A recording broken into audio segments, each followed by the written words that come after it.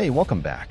I'm Ibnul J. Farabi, and this is Empire Builders, the Rise and Fall of Civilizations. You know, I was walking through Queens the other day, past a synagogue, then a halal butcher, then a Hindu temple, all within a few blocks. And it got me thinking about what it really takes to build a society where wildly different people can not just live side by side, but actually thrive together. It feels like a modern, fragile idea, doesn't it? But what if I told you that one of the most powerful blueprints for this comes not from our century, but from one man in the 6th century BC? A king who conquered an empire not with the edge of a sword, but with the radical, shocking power of tolerance. Today, we're going back to the dusty plains of ancient Iran, to the rise of the Achaemenid Empire, and to the ruler who started it all, Cyrus the Great. This is episode 21, The Persian Mosaic, how Cyrus the Great built an empire of tolerance.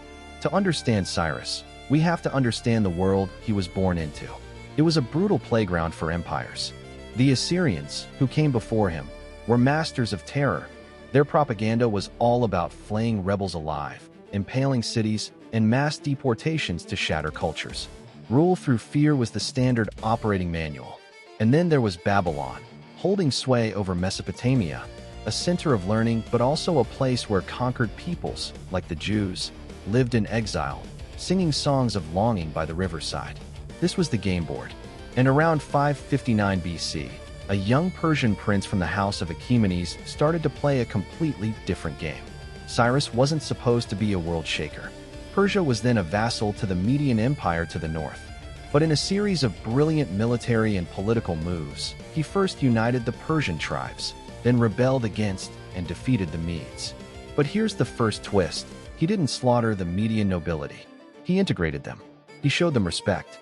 This wasn't just mercy, it was a strategy. He saw that an empire built on the ashes of its enemies would forever be fighting fires of rebellion. So he tried something new, building on their loyalty instead. This philosophy was put to its ultimate test in 539 BC, with the crown jewel of his conquests, Babylon. The mighty, walled city of Babylon was considered impregnable. But Cyrus didn't just lay siege. He engaged in what we might call psychological and political warfare. The Babylonian king, Nabonidus, was unpopular, especially with the powerful priestly class of Marduk, the city's chief god. Cyrus positioned himself not as a foreign destroyer, but as a liberator sent by Marduk himself to restore proper order. When his troops entered the city, it was reportedly without a major battle. And then he did the unthinkable. He issued a proclamation. And we know about it because it was recorded on a clay cylinder, the Cyrus cylinder, discovered in 1879 and often called the first charter of human rights.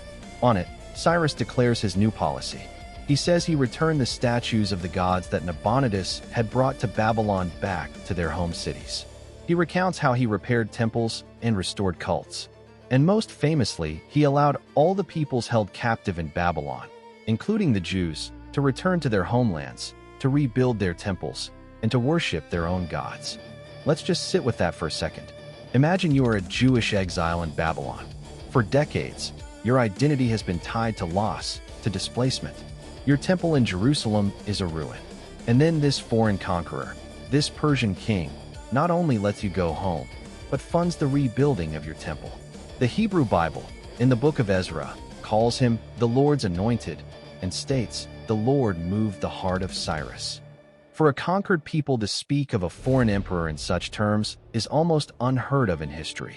This was the Cyrus doctrine, local autonomy under a central Persian umbrella. Pay your taxes, keep the peace, and you can live, work, and worship as you please. This gets to the core of his genius. Cyrus realized that empire is not just a geographical fact, it's a psychological contract. The Assyrian contract was obey or die. The Cyrus contract was contribute and prosper. He created a system of satrapies, provinces governed by local or Persian officials, but with remarkable freedom. He built the famous Royal Road, a highway system with relay stations, not just for his armies to move quickly, but for information, trade, and ideas to flow across continents from India to the Aegean Sea. For the first time, a truly multicultural, multi-ethnic, multi-religious entity wasn't just surviving. It was the engine of its own success. Diversity wasn't a problem to be managed. It was the source of the empire's resilience and wealth. Now, I'm an engineer by trade, so I can't help but see the systems here. What Cyrus engineered was a decentralized platform. The central government provided the core infrastructure, security, major roads, a standardized currency like the Derrick, which boosted trade, and the API, the application programming interface, if you will, was his law and his tolerance. The local cultures and religions were the apps that ran on it. They could update and iterate within their own spaces, as long as they didn't crash the core system. It was elegant, scalable, and incredibly stable. But here comes the personal reflection. As someone who left Bangladesh to build a life in the Mosaic of New York, Cyrus's story hits me in a specific way. We talk a lot about assimilation and multiculturalism today, often as if it's a binary choice: blend in completely or stay separate. Cyrus offers a third path. It's not a melting pot, where identities dissolve into a single blob. And it's not just a salad bowl, where pieces simply sit side by side. It's more like a mosaic, a single, cohesive image made up of distinct, individual tiles. Each tile retains its unique color and shape, its own identity, but it's fitted into a larger, binding framework that gives the whole picture its beauty and strength. That binding framework for Cyrus was the empire's piece, the Pax Persica. He asked for the tiles to be part of the picture, not to change their color. Of course, we have to be careful not to romanticize. This was still an ancient empire built on conquest. It had hierarchies, it had slaves, it demanded tribute. But the standard it set was so profoundly different from its predecessors and contemporaries that it became its defining legend. Even after Cyrus died in battle, his model endured. It allowed his successors, like Darius the Great, to administer an empire that stretched from the borders of Greece to the Indus Valley. It created a template that future empire builders, from Alexander, who was said to have visited Cyrus's tomb with reverence, to the Romans, would look to and learn from, in part or in whole. So what's the takeaway from the story of a Persian king who lived 2,500 years ago? For me, it's this: true power isn't demonstrated in how many people you can force to kneel, but in how many different people choose to stand with you.